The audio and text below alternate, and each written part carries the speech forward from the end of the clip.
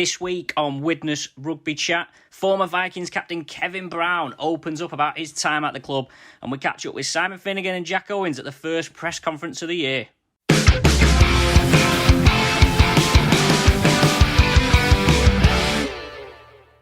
Hello and welcome to episode 44 of Widnes Rugby Chat podcast. It's the second of 2021. Trying to keep them fortnightly this year, but I've had so much content I could have done them weekly. I hope the 2-week wait for this one hasn't been too long. Got a great in-depth chat with Kevin Brown, who talks about his time at the club and his controversial departure, plus the bits that happened after that. And I also catch up with Simon Finnigan and Jack Owens, who held their first press conference of the year last week via video link. Thanks as always to sponsors PD Law Solicitors, Arnold, Gorse Financial Management, Whistle and Parklands FC. Again, not much talking from me this week because we've got some great interviews, and we'll go straight into a couple of questions first with Simon Finnigan and Jack Owens. Jack, it's slightly more awkward asking this question because Simon's in with you, but can you just tell us through the sort of players' reaction to Tim Sheens' departure and the changing coach over the off-season? It was just one of those things that happened, wasn't it? Obviously, Sheens, he come last year, and we had a short spell with him until the season unfortunately got cancelled due to the pandemic. But look, when the message come through, it's just one of those things, isn't it? It's just something you've got to deal with. Not just coaches, but players come and go, and as a professional athlete, it's just something you've got to adapt to. Finney's come in and put a different, bit of a different twist and different aspect on how things have been running this year, and it's just one of those things you do as players. We adapt and we move forward. Simon, you mentioned in a few of your interviews about wanting to get your style of play and your sort of ethos, if you like, in the team. Tell us a bit more about what you're hoping that looks like. Oh, well, I think I'm very, one of the first ones I did, I'm a fan myself, so I like to go to a game and I like to enjoy what I'm seeing in front of me. Even as a coach, it's not always going to look like that. There's games where they don't play particularly well or things like that, but I also want to be entertained to a degree. Some of these games we go to are quite cold, so you want to go and watch your team play. You want to enjoy what they're doing and what they're producing and express themselves, because I think I've got some players here that, they've been together since they were kids. So some of the things that they will do on a field, you can't set structure for. They just let it happen, which I've seen in training. I'll give them certain things what I want them to do, but then they'll come up with these little unique plays that they've got, like Jack and Danny between themselves, which is really exciting to watch. But I've said before, my team will work hard, but we'll move the ball around as well. So we should be exciting to watch, but we'll also should be a hard-working team. That's what my vision is, and I'm pretty confident that they'll produce that, and people will go away seeing players that want to give for the shirt and work hard, but also willing to express themselves and play decent rugby. And I suppose the first league game come out of the hat couldn't have been a better one or a worse one, I guess, for you. I mean, how do you approach that one? The old random draws that keep coming up in rugby league, where you got Challenge Cup, and all these teams always manage to find ways and stories to come up against each other. It's good, to be honest. I've got nothing but good things to say about Newcastle and my time there. I know I was only there for a year and a half, but it's a brilliant club, what they do on and off the field, and it'll be a huge challenge, because I think regardless of it, they were a League One club the year before, but they certainly aren't a League One club in stature and what they've signed. They're not coming up just to survive and stay in the championship for a year. They're certainly having a crack at it, and they'll be in and around, the playoffs. I think that's what they're pushing for. So it'll be a huge challenge to go there on round one and be ready and come away with a result. Jack, a few of the lads at Newcastle obviously were at Widnes last season and previous, and they've sort of ended up there via the Ottawa situation. I mean, did you have any conversations with any of them players about their decision to go to Ottawa? I presume it was obviously a big financial sort of attraction to sign there. Have you had any conversations with them about that? Just in terms of the lads who went there, I think they just wanted to get back to full-time rugby. A lot of them. We all play the sport, whether it's part-time or full-time, because we love it, and we want to make a living from it. So obviously the lads you're referring to, the likes of the twins and Sam Wild and Jack Johnson, they're still relatively young and they wanted to make something of themselves in the game still. And I think that pull of a full-time opportunity again at an unknown place as well, because it was the first year starting off. I think that's attracted them over there, but unfortunately it fell through, and they've ended up at Newcastle now, and they're going to want to prove themselves again.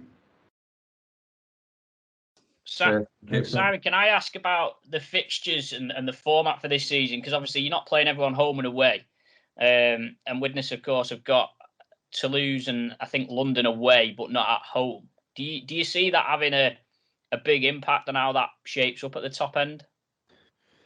Yeah, I think it probably will, but again, it's hard to. The big factor in it, we don't know what's going to happen with Toulouse as well, which, I mean, that could have a knock-on effect to everything else as well. So, I mean, there's no ideal situation, is it? I think if you look across everyone's fixtures, they'll have something that's worked out in their favour and they'll have something that's probably gone against them. So it's a really difficult one, because I know they're probably scratching their head how to make it work the best way, and I think this is probably the best scenario they could have come up with. But, yeah, I mean, it's not worked out ideal for us in that way, but then I think we've got Featherstone at home, we don't have them away, so like I said, it works out good in some ways, it works out bad in others. So I can't really complain about that. You might ask me again in the middle of May and say, how's it working out, and I might say it's ridiculous, why have they done it that way? But at the moment, it's a hard one, in it, because you might get to the end and go, well, we've got a really bad run of fixtures to end the season with no home games. But yeah, I think it's just a plus that we've got back on the field. I hope we get back on the field when we do. And I'll say it now. I don't think I'm going to sit here and complain about our fixtures and how they've worked out, because they've done the best of a bad situation, I think. I know you'll probably say you're always looking at ways you can improve the squad, and obviously I spoke to Phil Finney recently. Have you got any irons in the fire for additions before the season, or are you looking at the loan market at all, or are you happy with what you've got? I'm always looking, but that doesn't mean I can go and spend. It's probably like your wife and that they look but don't spend, don't they? So, well, sometimes they do spend, but I mean, I'm always looking, but we won't. If there's something there that we need to do and it fits our long-term and short-term future, because, we're not a club that are going to be reckless with our money anymore, and I don't think we should be. And I've spoke about this a few times. Whether that upsets people or not, I wouldn't come into this club and recklessly spend money, even if it was there. I just don't think we should do that. I've got a duty to the club. So we have targets, long term and short term, and they have to fit both. So if they're there and it fits that we can do something. But if it's not, even if we might need it, for the short term, but it doesn't fit us in both of them areas, we won't do it either, because I think my job and the club's job all together now is to make sure when we do things like that, we get it right. Because as and I've spoke about this before, what happened in the past, it is the past, but we can't ignore it and think that it never happened. We've got a duty to everyone within the club and the town that we make sure these are right and these decisions have effect on everything. And I take a lot of personal pride and responsibility in that. So, I won't do anything that doesn't benefit the club in all of them areas. How have you found it coming in? Because the squad was pretty much already built when you got there. I think only Adam Lawton's come in since then. Do you see that as a positive or a negative? I suppose it leans a bit more on your actual coaching rather than your recruiting ability now. Yeah, I mean, and that's I've done this before at Newcastle when I went. I think I joined them with 4 games in, so I couldn't have a huge input. I think we brought some players in, which we brought Adam in, as you said. But yeah, it puts a huge focus on my coaching, which again is good. It's a pressure I want, because at the end of the day, my job is as a coach. So first job and one of my main jobs is to make my players better. So regardless of who they are and if I brought them in or not, I've got to make them better. And one of the attractions to this job as well is I've watched them from afar, and there is a lot of talent here. And I think we all know, and we've spoke about on this call, that an area that needed improving was experience in the middles, and Tim and the club did that before I joined. So the signings they've made have been good. I'm happy with what they've brought in. So now I've got to make them better. And the squad is in a good place. There is, and I get to see them every day, and I'm happy with what I'm seeing. And there's certain ones that I'm watching and thinking they've impressed me more than, as a fan from sitting in a stand and watching a game. I'm watching them in training. They're doing things in training that I'm thinking, well, they've got something, some of these people. So I'm excited by what we've got as a group and what they can do. Can I ask you about Adam Lawton as well? And I suppose, Jack, you could jump on this as well. Obviously, he feels like a player that's perhaps not reached the potential that he could have. But do you feel like he can get there now as a top-end championship player and have a big season for Widnes? Yeah, I do. And we brought him over to Newcastle with the same ambition there to get the best out of him. And he's at that stage in his career now where he started as a young kid. He had a fair bit of spotlight on him, and he got through it at Widnes, and then he moved on, and it's not quite worked out, even though he's had the ability and all that. But I think he's at that time in his career now where he knows that he's ready to show it, and he's got to do it here week in, week out, and in training. But he's certainly got the ability, and there's a misconception about Adam that he hasn't got the attitude to do it, which isn't right. It isn't fair on him. I mean, he's got certain areas that he needs to fix on the field and in training, but it's never been about his attitude and what he's like as a person. So in my time with him and knowing him, he's been terrific. So I'm actually excited by what he's going to produce. And obviously he's got areas to fix, but that's my job again, to fix them and get the best of his goodness, and his good abilities out there and showing them consistently as well, which, I can't wait to see him go, because I think he knows coming back here what he needs to perform as well, because they'll be spotlighting him again. He's a Widnes lad. He's got to come back into this fold, and he's got to play well, because the pressures that come from being a local back into this, it's going to, the magnifying glass is going to be on him a little bit more, and he knows that, and he's aware of that, and I think he'll prove some people wrong. Yeah, just from my point of view on Lawton, I've obviously, when I got to 16 and I went up to 18s and started training and playing with Lawton, you actually realise how good he is when you spend all your week with him. Skill-wise, he can kick with both feet, you can play with both feet, you can run over someone. He's got it all, Lawton. And just to echo what Finney said, it's just the right time of his life for him. I think now he's settled down. He's got a family. He's got a couple of kids, and he's just ready to come back. And from my personal experience from leaving Widnes and coming back, I did feel there was that little bit more spotlight from the fans on you, because at the end of the day, you want to play well, and you want to play well for your hometown team. And Lawton's publicly come out and said he's got a point to prove, because he felt like he didn't fulfill his potential his last time at Widnes. So I'm really excited to see Lawton get on the field. He's showing glimpses in training already what a huge talent he is, and he's a really big addition to this squad. And yeah, I can't wait to see him on the field. Could he be a 13, Simon? Do you think is that way? I know obviously you've named him the squad numbers. You're looking at second row, but is his playmaking ability a potential option to give you that extra pivot at 13, maybe?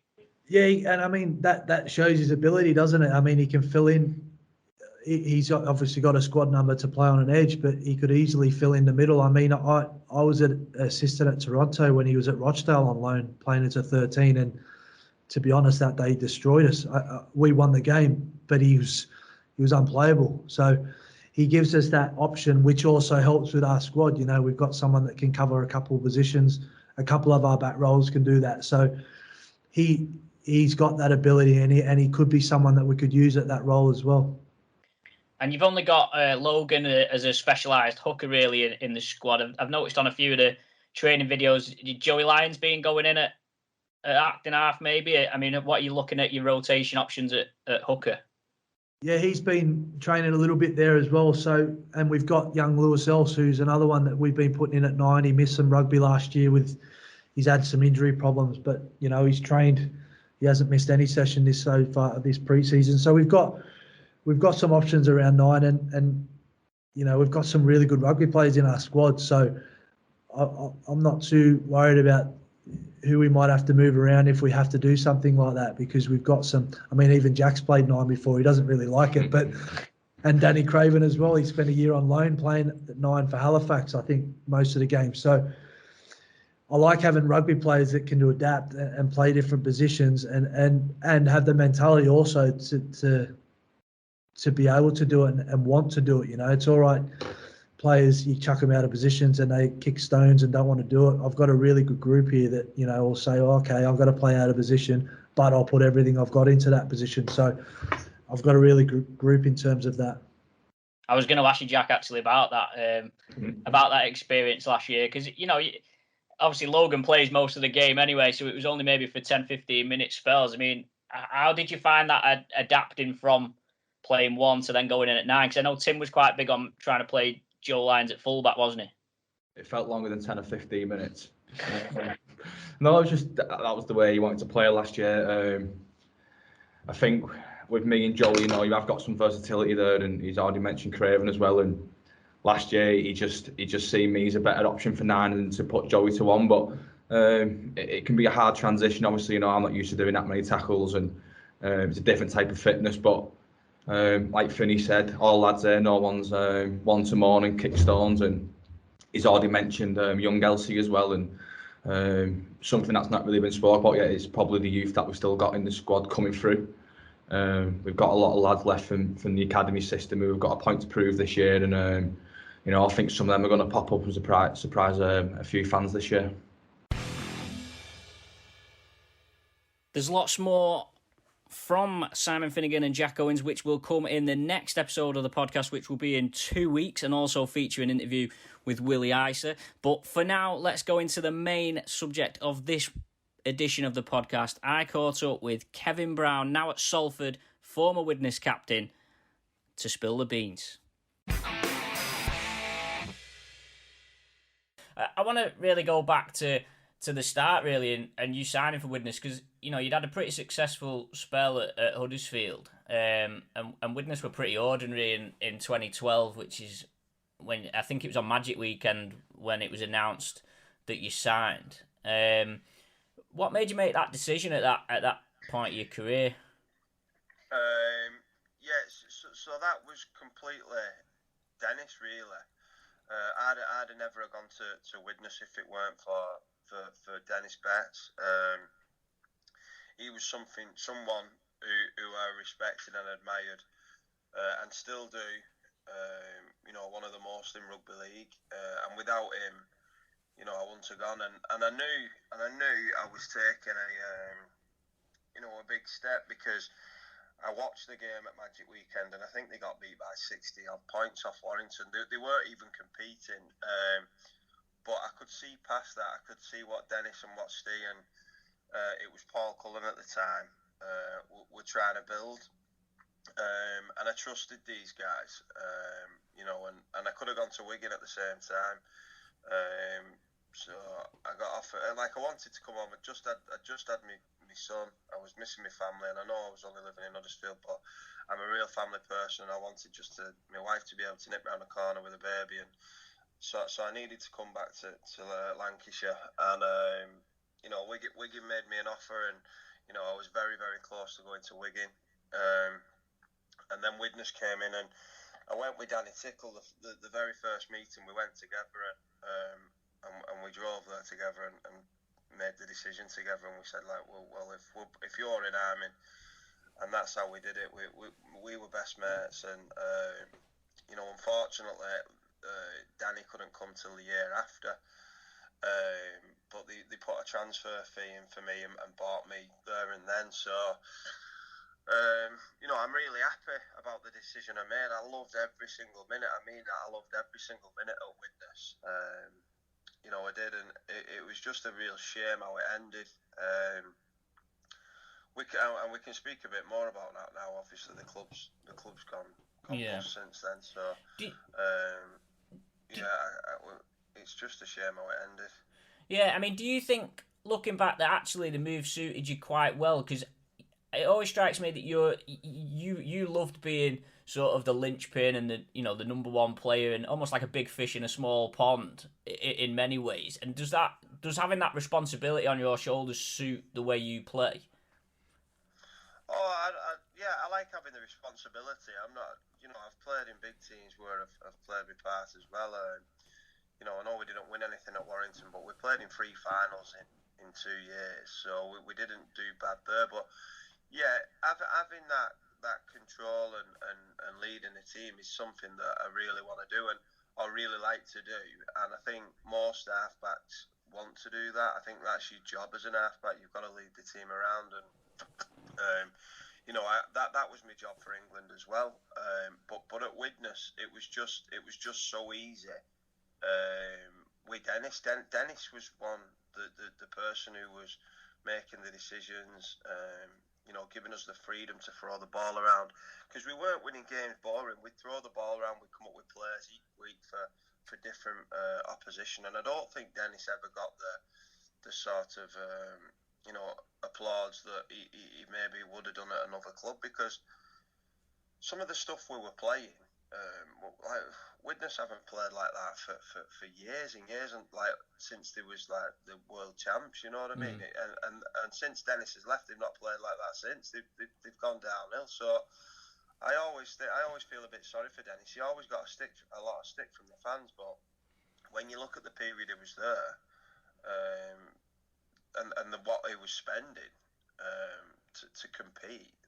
We went to Wigan and beat Wigan with 11 men, but the 11 men on the field, God, the salaries compared to what Wigan's salaries would have been, they'd have been 60-70% of what they were on. So the money what the club Widnes gave Dennis to spend and how we did it was, we nearly made a Challenge Cup final. I think we made the top 6. We went a massive game unbeaten in 1 year, and then slowly but surely the funds kept getting pulled away, and that's ultimately the only reason why I left. Yeah, do you think? Because it's interesting that I think I agree with you about Dennis, just on the basis that we talked about 2012 and how poor that season was, but actually quite a few of the players that played in that season were still around in 2014, 2016 when it was a lot better, which I suppose is testament to Dennis's ability to develop those players. Well, Dennis told me exactly what he was going to do and exactly what was going to happen, and the only frustration he had was he signed players that didn't bring any culture to the place. So he's a great guy, Dennis, and his first value is culture. So having a good place to play and being good people. Now, there were players there who, were getting involved in all sorts of stuff off the field. There was suspensions, there was drinking problems, there was all sorts, and it's all been documented. So I don't need to mention the names of the players, but there was players there that weren't contributing to success or a good culture moving forward. So, but they were better players in the team, with the skill and how they play it. So Dennis took the hit. He got rid of them players, knowing that the team wouldn't be as good on the field short term, but long term that it'd be more successful down the track when, we added a bit of quality here and there, and obviously they bought me and bought Tix, and we brought that culture too. It wasn't something that, we only added value on the field. I think the big thing that he came for me and Tix was he knew how we were as people. We knew we were family men. And that we'd bring good culture to the club. And once that culture was sorted, I think you see how we just went through the sort of gears a little bit on the field. Yeah. I mean, obviously Gazok came as well for that season. I think that was 2013. Was it 2013? It might have been 2014, actually, thinking about it. Were you? I think I read something somewhere where were you expecting there to be more signings than just you and Danny Tickle and people like that? Yeah, initially he said we was going to maybe get a few more, and then once we got in, he sort of pulled the plug a little bit. That did happen. Steve said there was a few more players going to come in, and then when Gaz came available, I said, well, we need to go and get him, and we'll be able to manage him. Obviously he's got his wayward side, Gaz, but what he did for Widnes, he was great. He played really well. I think he got picked for England that year. So he was fantastic for us. But yeah, there was a little bit of that. Steve did say he was going to sign a couple more, but I was fine with it. I was always asking for more players and asking for, are we getting any more signings? But the team that they were assembling with the money that they had was quite good. Corey Thompson, Chris Houston, Danny Galea, your players like that were pretty good players. They added a few more in there who Liam Carberry from Wigan and players like that, Greg Burke. So they added a few more quality players who were potentially going to add value, but they didn't go out there and splash any more money after me and Tex. So he just stopped after that. But do you think that was to do with the licensing situation? Because obviously, Steve O'Connor was big on the licensing and the franchise thing, and then obviously when Super League changed that, I think most Widnes fans probably noticed the change of approach from the club where, it's more about avoiding relegation then. Yeah, I don't know. I don't know that on that one. I don't know what the reasoning was for that, but that happened. And then, but at the same kind of time, Paul Cullen left. So I don't know whether it had something to do with that as well. Obviously, Jimmy came in and he was trying to run it right by a business then. So yeah, things did change, and then we got all these good players in. But then slowly and surely, these players were leaving, and that was what was frustrating me. We were doing really well, and then Danny Galea would leave, and we wouldn't replace him, or Corey Thompson would leave, and we wouldn't replace him, and things like that were happening. And then you left. Then you left, and they didn't replace you, basically. So yeah, that was the pattern. That's it. And I don't know. I think it was run more as a business than trying to be a successful club. But whether the business without a successful rugby club is crazy, because it just never works. Yeah. Just talking on, I wanted to ask this about Gaz Hock. Do you think he probably would have liked to have stayed at Widnes beyond that year? Because I do agree with what you say, and you managed him and got the best out of him, and I think, I always used to say, if you asked me 100 times if I'd have signed Gareth Hock, I'd have said yes 100 times, because I think he attracted so much attention on the pitch that it allowed like Cameron Phelps and Reece Ambry and players like that to expose the space down that side where he was attracting defenders.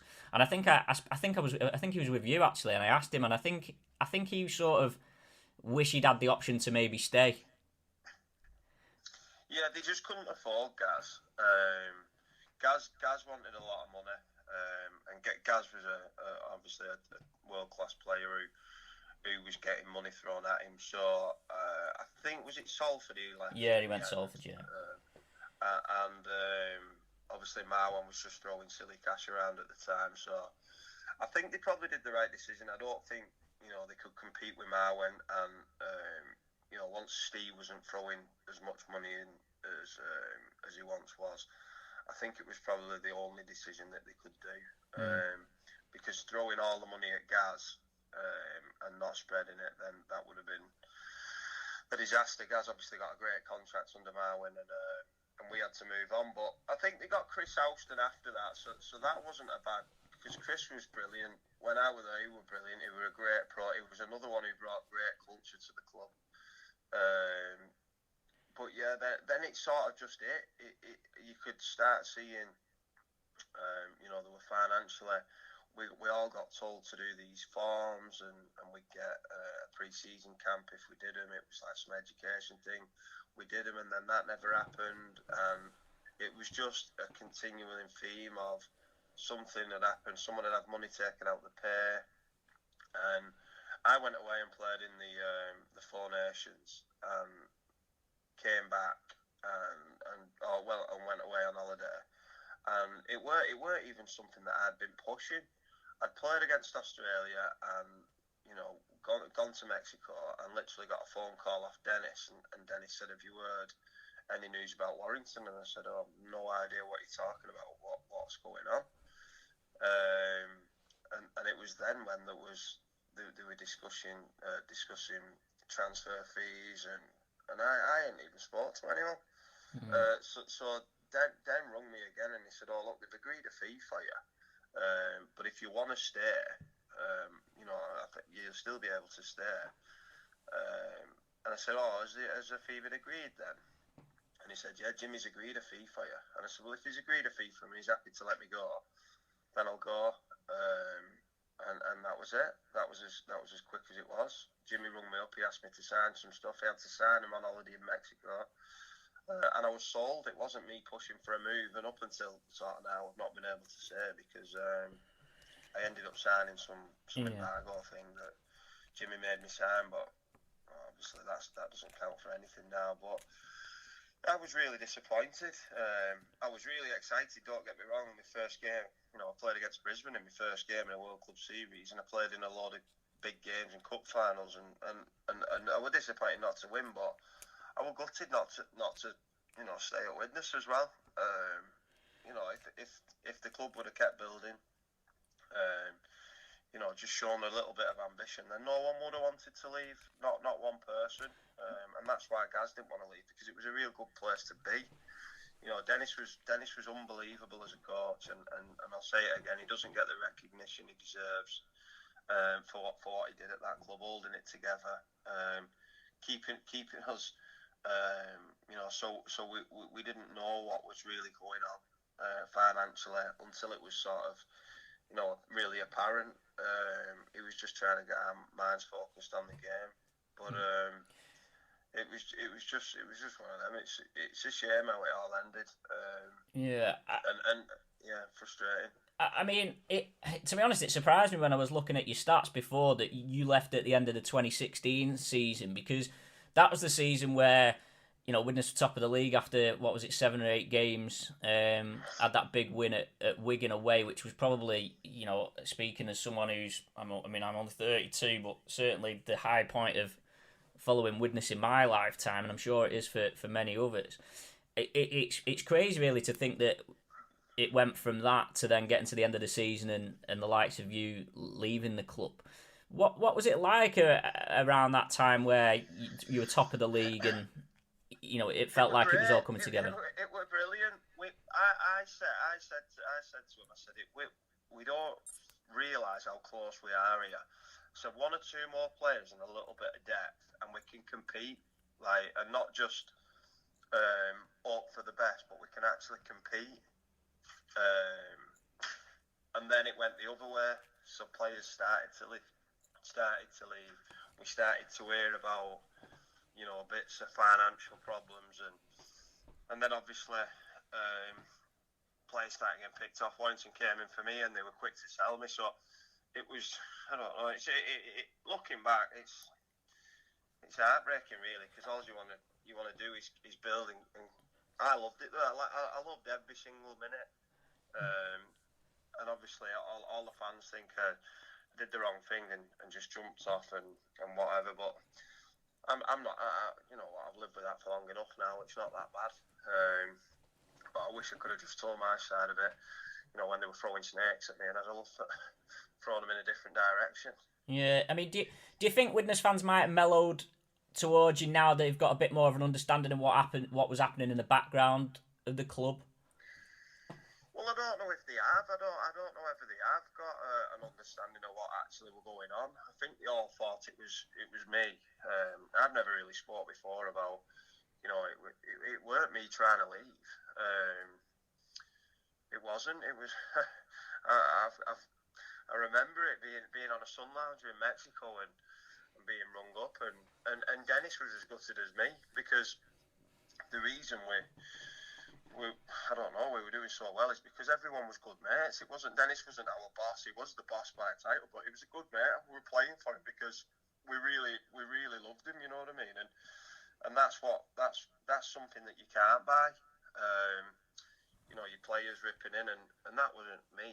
It was every single player in our team. We really enjoyed being there and loved the coach and loved going into work every day. And you was around there as well, and you saw how much of a family feel it was. And we loved the way of overachieving, going in there as underdogs and winning every week. I mean, and I think I've read you said somewhere it was the most enjoyable part of your career, and I think in that year there was a bit of talk about you leaving to go to St Helens, and then and you did you say something in the programme and said that you weren't leaving? Was that a bit earlier in that year? Do you remember anything about that? I think that was the year before. I can't remember. It was a similar sort of time because Cronulla came in and so did St Helens. Right. But at the time, they put a massive fee on my head, and it wasn't a problem. It was just, yeah, let's crack on. You know what I mean? I weren't leaving. I was staying, and then all of a sudden, I think Warrington must have agreed the fee with Jimmy Rule, and then that was it. And looking at that year, the 2016, a really good start, and then went on a big losing run. There's a game that stands out in my mind. I think we beat Castleford 18-0 and ended up getting beat. Do you put that down to what was happening off the field at that time? I mean, what could have happened to kick on from being top of the league at Easter, and what do you think needed to happen at that point? Being top of the league at Easter were great, but then I think we got a couple of injuries, and what we didn't have was any depth. If we'd have been able to compete with our top 17, 18, 19 with anyone, but our 20 to 25 compared to Wigan's 20 to 25, and once you get through that Easter period, you need your back up then, because there's no way you can just get through Easter fully fit for everyone. And if you do, you're limping onto the field and you're tired, and it brings out fatigue. And that was the only difference. We just didn't have the strength in depth. We had a great team, and that's where it was frustrating, because if we'd have had another couple, we could have held on to that top spot, I'm convinced. I mean, I looked. You're actually sent off in your very last game for Widnes. I don't know whether you did you used to like having the last game of the season off, because you got sent off 2 successive years, the last home game, so you missed the last away game of the season each year. I don't know if you knew that. No, I didn't know that. If you knew that, it was St Helens. You got sent off in your very last game. I suppose you would have liked to have left in circumstances where you could have said goodbye after giving such good service. Yeah, definitely. It would have been good just to, I don't know, say goodbye, but obviously it weren't to be. Didn't know it came out of nowhere really, so it's just one of them. Yeah, it's. And obviously, I remember the game at Warrington when you played for Warrington. The Snakes and stuff like that, and what was that like? I mean, obviously it spurred you on because you got a hat trick, didn't you? Was that the cup game? I think it was. Yeah, it was difficult, but it did spur me on, and that's what I mentioned previously in the interview, that I miss everything. I miss the chants, the cheers, and everything about it, and that really drove me on that day, because I thought to myself, if Widnes fans want to treat me like this, I'm gonna stick it right back at them, and the only way I could do it was by playing. So that's what I did, and I scored 3 tries, and we knocked him out of the cup, I think. So, but I went home. I didn't go home really happy. Yeah. I went home thinking, well, a few of my mates are out of the cup, and I weren't as happy as I should have been, or would have been, if it was a different team I'd scored 3 against and knocked them out. I suppose it's hard when you've got so many good memories with a club, and then sort of you get that reception, and it's sort of like you say, not really a fault of your own. Do you regret going? Do you feel like you could have dug your heels in and not gone to Warrington, or? Oh no, the club would have gone bust, mate. The club would have gone bust. The club got about 400,000 in total for my you know what I mean, wages and transfer fees and everything. So without that money, the club would have been knackered. So I knew the state the club was in. So I couldn't have stayed. Because it just wouldn't. They'd have gone bust quicker than they did. How long did it take before? What was it? Another 18 months before they actually went bust. It was. Well, got relegated end of 2018, and then obviously administration was start of 2019. Yeah, so I was hopeful that money would keep them going, and they could have put it to good use, got a few players or whatever, or paid a few debts off, but it weren't to be. And but I knew the club needed the money, because the club went from he's not for sale to Saints, he's not for sale to Cronulla to he's for sale. So.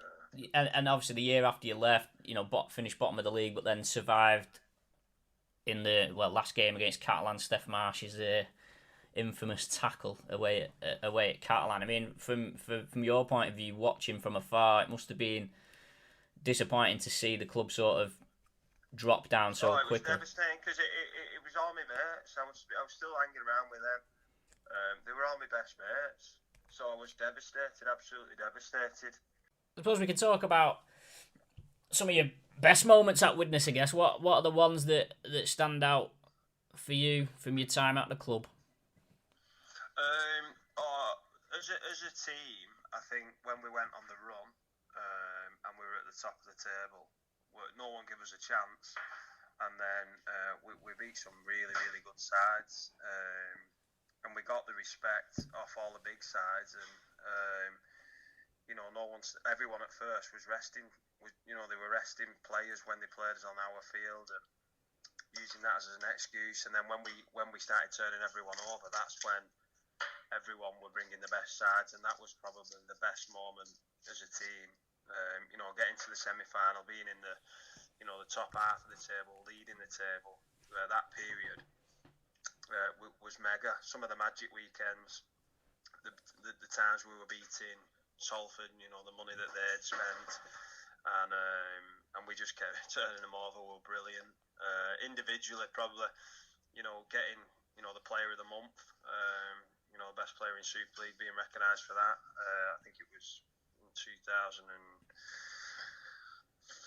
or 16, and then getting in the dream team was mega. Obviously, I got picked for England again when I was at Widnes as well, so that was a big massive accolade personally. It was just so many. The game that sticks out though was beating Wigan away. We'd already beat them away once that year, and then beating them away again. And the manner we did it with 11 men and just keep defending our line and turning up. I've never been a part of a game where everything was there to lose the game, but we just refused to lie down and came over such a good side. Was something that we still speak about now, and the lads who played in that game and the fans who were there, it was just a remarkable day, that. Yeah, I mean, it was 2014, the year you got in the dream team, which, to be fair, especially for a halfback, for a player from outside maybe the top teams to get into the dream team is quite a fair achievement. And obviously that was the year that Widnes made the playoffs for the only time in theory. And lost that match to Warrington in the playoffs. I think was winning 19-6 or something like that at half time. I mean, what is your memories from that game? I remember getting tried disallowed and thinking, that was an harsh call, because we did a play that we'd practiced, and I knew the lads had run it right, and it was on the left-hand side, and I think it was Phelps who scored on Marsh, and we scored in the corner, which would have saw the game off, and I think Joe Monaghan scored right at the end to win the game, and just the dejection by losing away to Warrington. I think, after the game, it made me feel happy that we were so down and we were so close, but I was happy when, the dust had settled, that, we've gone from everyone thinking we're going to get relegated and not win a game to thinking we should have beat Warrington at Warrington in a playoff game, which no one outside of our group really thought we could. Yeah. And obviously they changed the system the year after that and went to the Super 8s. And I think in the first year we played in the Middle 8s. I mean, what's that situation like for a player when, you miss out on that top 8 and then you're basically playing for survival, aren't you, for 7 games? Yeah, it's not great. It's not great.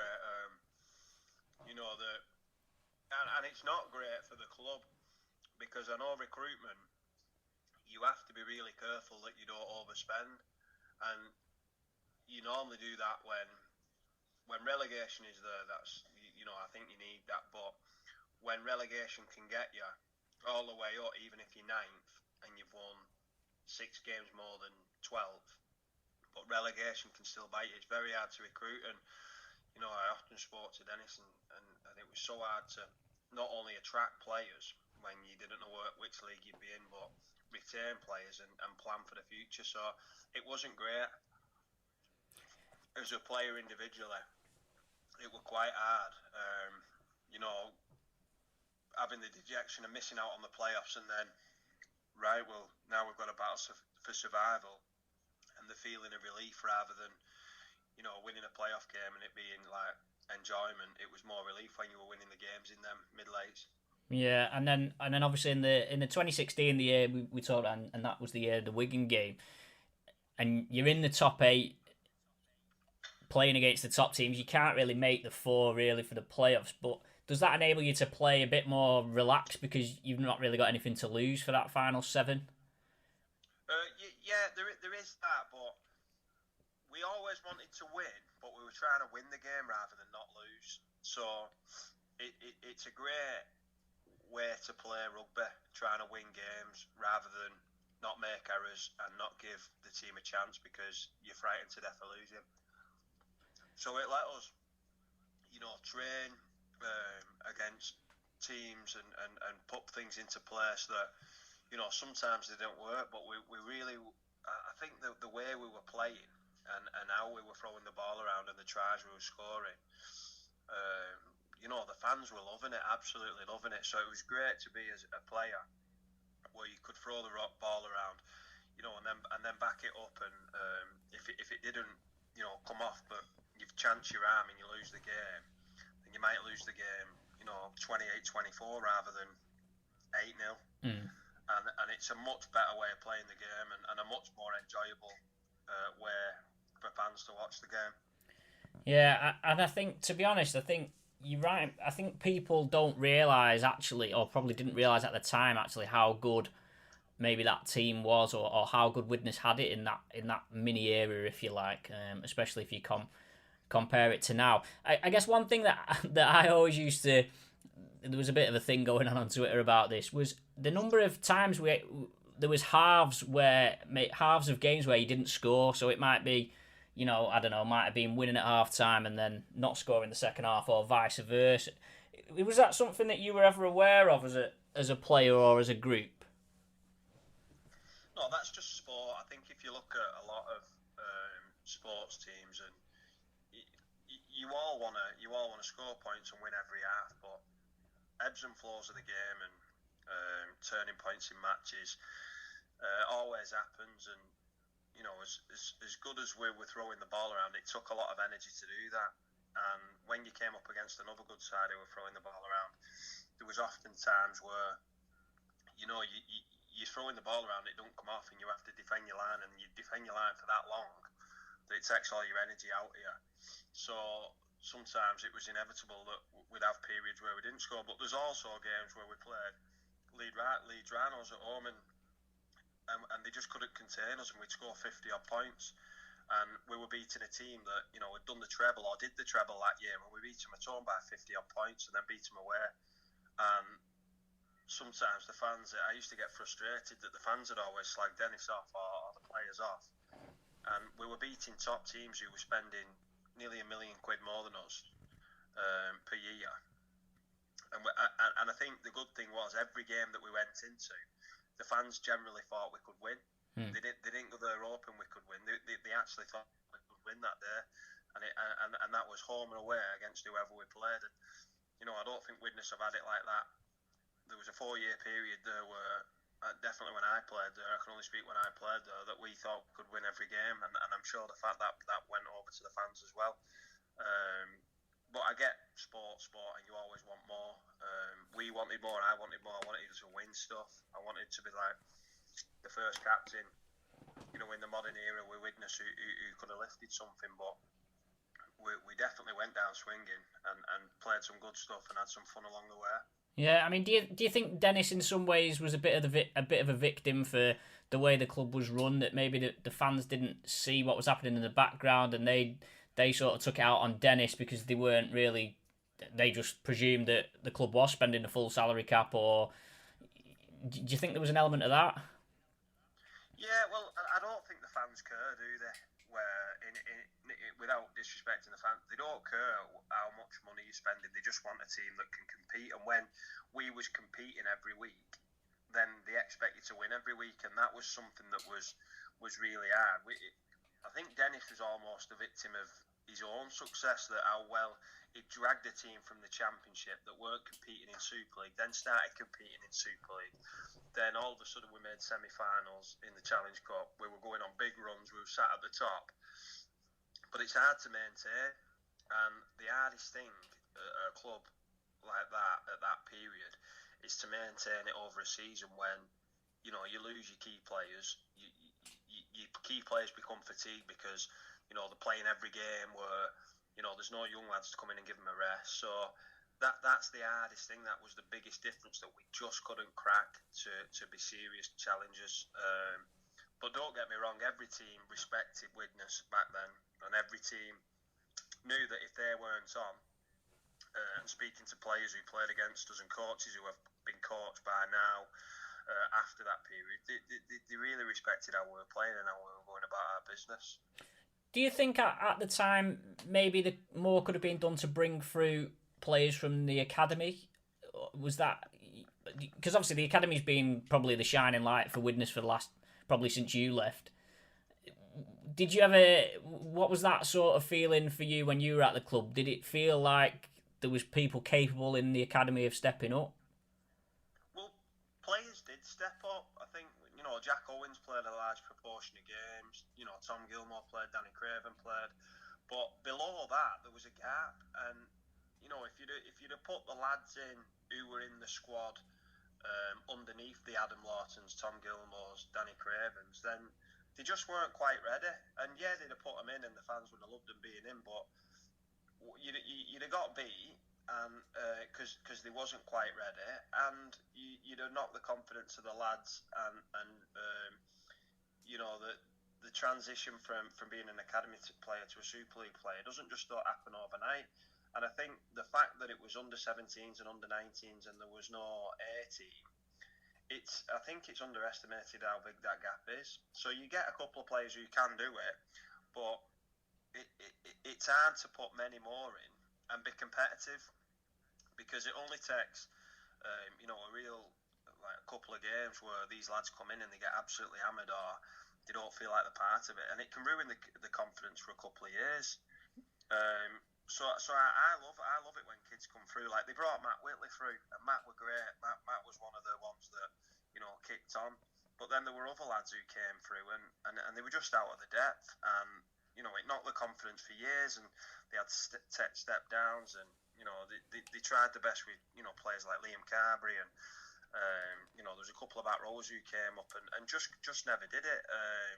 So it's hard to throw them in if they're not ready. If they're ready, they got put in. That was as simple as that. We were desperate to have more players and put players in and give them a chance, but in reality, if they weren't quite ready, Dennis didn't throw them in and let them sink. He was really protective over the kids, that if he thought they had a right to play and they were good enough, he played them. Yeah. And he showed that in lads like Matt Whitley who went on and you look at him now, and Dennis gave him his debut. We brought him up from the academy. Unfortunately, not every player's like Matt Whitley. Yeah. What about the pitch? Like, obviously, the whole time Widnes were in Super League, they had the artificial pitch. We've still got the artificial pitch, of course. Was that something that ever bothered you, or was that something you felt was an advantage? The hardest thing about it was the change of surface. The actual field itself was great. So we had an advantage because we trained on that and played on that all the time. And then teams coming were playing on grass. But we had to do it every week as well. So as much as it was an advantage for us, they only had to do it 1 week. We had to do it every week, every other week away.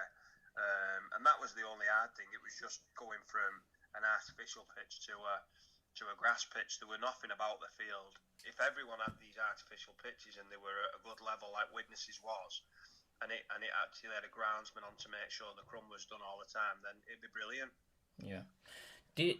Did you feel like, obviously with everything being on the stadium site, does that help with the whole making you feel a bit more of a team? You know, like where you're training at the ground and you're doing your gym work at the ground, and it's always, you know, every day at work for you is coming through to the stadium, and that's obviously not something that every club has. No, that it makes a massive difference. The facilities at Widnes were and are brilliant. The second to none. You know, the gym could do with a bit of updating, but that's being real picky. The gym is good enough for Super League level. The field is, the stadium is, and the fact that you can do it all together. You park up, you walk in. There's an ice bath in there. You can eat everything. Like you say, the team spirit, because you're around each other all the time. You're not in your cars driving off. You know, the shower facilities, everything was great. Like I keep saying, it was one of the best. I loved every minute of it, and that was because it had everything. It had the full package, and you know, I think everyone was the same who came to Widnes. We were surprised by how good it actually was. Yeah. I mean, thinking back about all the players that you played alongside at Widnes, is there anyone that stands out as a, or have you got any stories you can tell us of, you know, players that impressed you so much, or who you most enjoyed playing alongside? I had lots of memories over players. I think, you know, one of the toughest was Eamon O'Carroll. I think, obviously, the Widnes fans didn't see the best of him, but what he put his body through to try and get on that field.